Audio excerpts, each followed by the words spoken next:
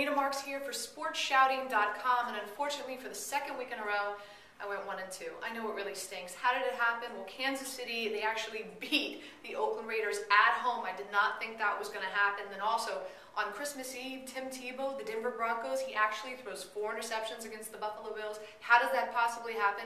Well, it did. So Denver lost to the Buffalo Bills. That's how I went 1-2. On to bigger and better. It's week 17, time for Beat-a-Anita. And one thing is evident, when you look at teams and you look at matchups in week 17, there are teams that are playing for something. There's teams that are really playing for nothing. So I like to look at the teams that are playing for something. So my Beat-a-Anita focuses on 3 of those teams. First and foremost, let's talk about the Oakland Raiders. They need to win.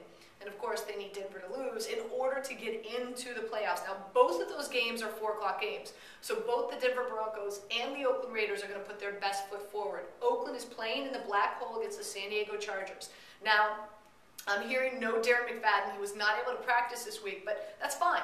Michael Bush has been serviceable. He's done a good job. Also, Carson Palmer, he's got some healthy wide receivers back. Denarius Moore, who I think is going to be an absolute stud, as well as Hayward Bay. So keep that in mind. I really like Oakland. On the opposite side, you've got San Diego and Norv Turner, big question marks who probably won't be back. So that organization, that team is focusing on their future, not necessarily the present, because they're out of the playoffs. So I love Oakland. They're -3, by the hook down. I love them at 2.5. My second game, the Detroit Lions, going up against Green Bay at Lambeau Field. Green Bay has sealed their deal.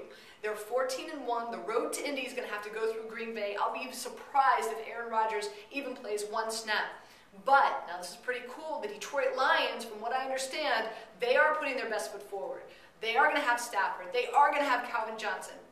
Kevin Smith is not going to play, but that's because of an injury. But nonetheless, they want to win that game. They want to beat the Green Bay Packers because they want to remain in that 5th seed so that their first round of the playoffs, they're either going up against the Giants or the Dallas Cowboys. So I love the Detroit Lions. Again, they're -3. I always say, buy the hook, buy them down to 2.5.